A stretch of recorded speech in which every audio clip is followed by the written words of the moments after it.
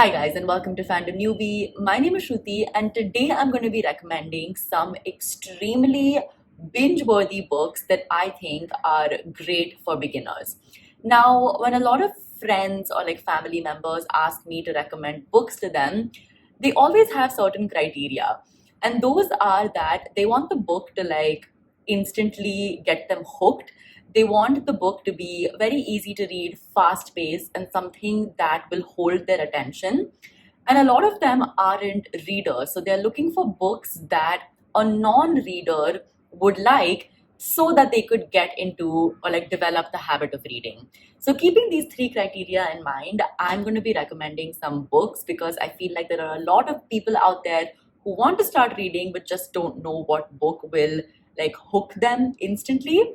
And I think these books are perfect and they span many genres. So, yep, without further ado, let's just get started. Also, there's a bit of construction going on somewhere. So, if you hear some like dhum dhum dhum sound in the background, I'm really sorry about that. The entirety of Bombay is under construction right now. So, I can't really escape construction sound. I'm sorry. So, the first book that I want to talk about is None of This Is True by Lisa Jewell. Now, I've spoken about this book a few times on my channel, and I will keep talking about this book because this book was truly unputdownable. A lot of thrillers, I feel, have this quality where they keep you guessing and you want to figure out what happens next, you want to figure out who the killer is, etc. And so a lot of thrillers are binge worthy, but this book was addictive. So this book basically follows the premise that there are two strangers, two women, Alex and Josie, who are birthday twins. They're both born on the same day in the same hospital. And even though they are birthday twins, they lead very, very different lives. So Alex is basically like a podcast star. She has like a really popular, very like viral podcast that she runs, whereas Josie has a pretty sad and kind of like a life where she's stuck in a rut. What the story is about is how these two characters meet on their 45th birthday, discover that they're like birthday twins, and what happens when Alex decides to make Josie the subject of her next podcast. The way that this book is structured is that you have like the third person narrative that's happening, but then you also have snippets of Alex and Josie's podcast, and then you also have snippets of a Netflix show that is based on the horrific, sinister things that happen when Alex and Josie decide to meet and make this podcast. So it kind of like jumps around in time and it's told in a very different, it has a very different narrative structure, and that's what makes this book really, really engaging. It gives you that feeling in the pit of your stomach, like, oh my god, something bad is going to happen. Oh my god, something bad is going to happen. And then it does. And your mind is just blown. So I really had an amazing time reading this book. So if you like weird, twisted, sinister thrillers, then definitely check out None of This Is True by Lisa Jewell. The next book that I want to talk about is To Kill a Kingdom by Alexandra Christo. Now, this is a fantasy, like a young adult or a new adult fantasy book, and it's basically a Little Mermaid retelling. It was just so much fun to read this book. It basically follows kind of like the same premise as The Little Mermaid. So you have like a mermaid that's been cursed by the sea queen to become human, and then she comes on land and she meets a prince. But the twist over here is, whereas in The Little Mermaid, Ariel was supposed to make the prince fall in love with her, in this one, Princess Lyra, who is the mermaid who becomes human, needs to kill Prince Elian, who is the Prince Eric counterpart. But also, like, obviously, she's sent to kill Prince Elian, she's sent to kill Prince Elian, but they end up falling in love. So it's also an enemies to lovers story. There are pirates involved in it. So like Prince Elian is the captain of a pirate ship, and so there's a lot of like sea voyage adventures going on in this, along with this enemies to lovers love story where the banter is just absolutely amazing. The banter between the two main characters was like so satisfying to read. Yeah, so overall it was just a really like fun, adventurous, masaledar love story that just like keeps you hooked. So if you're looking for that in a fantasy book, definitely check out To Kill a Kingdom. Speaking of sea voyages and like just a really fun fantasy book, the next one that I recommend is The Adventures of Amina Al Sarafi by Shannon Chakraborty. This also follows a pirate who is Amina Al Sarafi, and she is like a retired pirate. So she's like 45 years old, she has a child, and she is retired from her life of banditry until there is a job that's offered to her that she cannot resist because it's like a lot of money. And she comes out of retirement, she gathers up her entire crew, and she goes on one last like piracy adventure. This book again is full of like action and magic and just, yeah, like a bunch of these, like, you know, Six of Crows-esque, where like a bunch of these bandits come together to pull off like not really a heist, but kind of a heist, honestly. Yeah, they come together to pull off a heist, and they come together to like go on this one last adventure. So it's a lot of fun, filled with a lot of action. So yeah, check this out if you haven't. The next book that I want to talk about is People We Meet on Vacation by Emily Henry. Emily Henry is one of my favorite authors, and I think that she's one of the most binge-worthy authors that who writes like romance stories, because her stories are just so relatable. And again, the banter that she writes between like her main characters is just chef's kiss. It's so good. People We Meet on Vacation is a friends to lovers story, and it basically follows these two best friends who meet every year, like on a vacation, and that's the only time that they spend together. And they keep doing that over many years until one year on a vacation, something happens that kind of like shatters their friendship. And now they've met after many years to go on another vacation. And basically, like, what happens to their friendship and their underlying feelings for each other. And it's just so sweet and wonderful. Like, if you like Bollywood movies like Zindagi Na Milegi Dobara, or like, you know, those like travel, friendship, love stories, then you'll absolutely love this book because it has those vibes completely. So definitely check it out if you haven't. The next book that I want to talk about is Erotic Stories for Punjabi Widows by Balli Kaur Jaswal. Now, this book was such an unexpected surprise. Like, I didn't think I would like this book so much, but I actually really enjoyed it. This book follows our main character, Nikki, who has like quit law school and she's become a bartender in London. And she doesn't really know what she wants to do with her life, but she also wants to earn like some extra money. So she volunteers to teach at this like creative storytelling class that's being run at the Gurudwara in Southall, which is near London.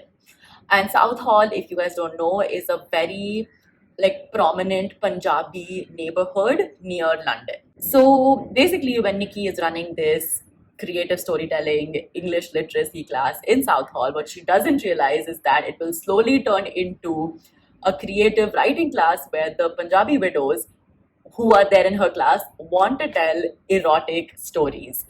And it was just such a weird premise. And there are actually like erotic stories in this book. But at the heart of it, this book is a very heartwarming, funny story about like the immigrant life and about finding a community, about some of the really misogynistic traits of like the community that is built in Southall, and some of the problems that a lot of women face in that community and society. Also, just it like talks about how women view widows in very like traditional societies in India and in abroad, like within the Indian community in general. And it just talks about so many like important issues in a very light-hearted, warm, and funny way. So I was just really surprised by what this book tackles, like the amount of social issues and things that this book talks about. There's also like a murder mystery that's there in this book, which is just like also really bizarre. Like, I don't know, this was a really like strange and bizarre book, but I had a great and fun time reading it. So if you're looking for something that's lighthearted, fun, but also has a really strong and important message, then definitely check this book out. The next book that I want to talk about is My Sister the Serial Killer by Oinkan Braithwaite. Now, this book is kind of like a family drama and thriller sort of combined into one. There's no real mystery involved in this book because The mystery is in the title itself. The main character knows that her sister is a serial killer. The sister kills off all of her boyfriends. And the main character has kind of tried to make excuses for the sister, has tried to sort of like brush her sins under the carpet, so to say, until the man that her sister is dating and who she wants to kill is someone that the main character is in love with. Like she's secretly in love with him, and he's a really good guy, apparently. So that's when trouble ensues, and through this sort of like weird dynamic that the sisters share, a lot of family secrets and this sort of toxic relationship that the sisters had with their dad, with their mother, and each other, like everything is brought to the surface. Yeah, it's just a very twisted family drama kind of book with a layer of thriller sort of intertwined somewhere in between. So if you like those kind of books, then I think you'll really enjoy this. So check it out if you haven't. The next book that I want to talk about is The ABC Murders by Agatha Christie. Now, a lot of Agatha Christie books I think are really good to read if you're in a reading slump or if you want to get into the habit of reading, because they're just so bingeable. They're also always really short. It's a very well crafted mystery that comes together at the end in a beautiful way. Like a lot of Agatha Christie books are like that. But the thing that makes this one special is because I have yet to read an Agatha Christie book that deals with serial killers. And I think this is the first one that does that. Like there is a serial killer in this book, which I thought was just absolutely brilliant. And yeah, it kept me guessing till the end. After a very long time, an Agatha Christie book like surprised me in that way. So yeah, I really enjoyed reading this book. If you're looking for like a different kind of Hercule Poirot book, then check this one out because it was quite interesting. The next book that I want to talk about is The Knife of Never Letting Go by Patrick Ness. This is a young adult dystopian book where basically there is a virus that has affected all men in society, and it's left them with the ability to listen to each other's thoughts. So they can literally read each other's minds, and there are only men that are left in society. I think that the virus basically killed off all women, whereas the men are left with this ability to listen to each other's thoughts and they have absolutely no privacy. Now, our main character in this story is this young man named Todd. His life changes when he stumbles upon a girl for the first time in his life who survived this virus. And she doesn't have the ability to read his mind and he can't read her mind. And basically, the people who are in power in this world, they don't want people to have this ability where they can't read each other's minds. And so now Todd and this girl have to escape these people of power. And so it's basically like just a really high-paced, action-filled chase book where Todd and this girl are being hunted by these people who are in power, who essentially want to kill them. It keeps you at the edge of your seat because you don't know what's going to happen next. You don't know how these two are going to escape because, like I said, it's a world where everyone can read your thoughts. And so they literally have no place to escape to. And it's just, yeah, it was very thrilling. This is the first book of a trilogy. I really need to finish this series. Like I need to read book 2 and 3. I just haven't gotten around to doing that. But I remember this one being just absolutely thrilling. So check it out if you haven't. The next book that I want to talk about is The Martian by Andy Weir. This is another book that I feel like I haven't spoken about enough on my channel, but it's just so brilliant. This book basically follows our main character who gets stranded on Mars. His entire, like the other people in his team from his expedition, they find a way off of Mars, but he gets stranded, he gets left behind. And so now he needs to find a way back to Earth, back to his crew. Super thrilling, super funny, filled with a lot of science. So if you're into like science fiction and you're into like really nerdy, sciencey things, you will really enjoy this book because it has a lot of like hardcore science in it. But there's also a lot of thrill involved in this because it's basically a survivor story and you want our main character to survive at the end of it. So you'll definitely enjoy this book. The next book that I want to talk about is The Seven Husbands of Evelyn Hugo by Taylor Jenkins Reid. This is also one of my absolute favorite books. This book follows our main character Evelyn Hugo, who is a Hollywood actress. And she was like the it girl of the 1950s, 1960s. She was like this super seductive, sexy, sultry actress who also had 7 husbands. So she was also like the talk of a lot of gossip magazines, and people just were like speculating a lot about her life. And people didn't really know like a lot about her apart from the fact that she had 7 husbands. Until now, finally, she decides to open up about her life story to this magazine reporter named Monique, and she finally comes clean about her life and why she got married to 7 men and who her actual true love was. It's just a very, very, again, like a very masaledar book filled with a lot of insight into what the Hollywood film industry would have been in the 50s, how it was for a woman to succeed in that time. And yeah, just about this character who was just very just about this character who was very unapologetic, this character who just wanted to succeed, a very, very ambitious woman, and what it took for her to make it in Hollywood during that time. So, yeah, it's just a really fun, entertaining, masaledar book. So, read this if you still haven't. And the last book that I want to talk about is I'm Glad My Mom Died by Jeanette McCurdy.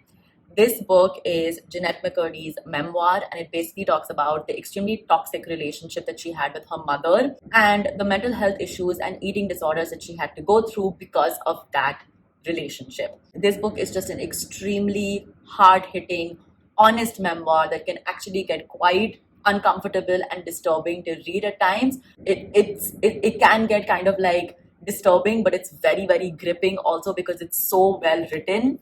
So, yeah, if you're looking for a story of trauma and someone who escaped that trauma, if you're looking for a story of a very toxic relationship and someone who broke out of that toxic relationship and the effect that it had on this person, then definitely check this book out. It was just super hard hitting and very, very gripping. So, yeah, those were my recommendations for extremely binge worthy books. I hope you guys enjoyed this. If you did, give this video a big fat thumbs up. Leave a comment down below letting me know your recommendations for books that are super duper binge worthy. And of course, do subscribe to my channel for more book related videos. I'll see you guys next time. Bye.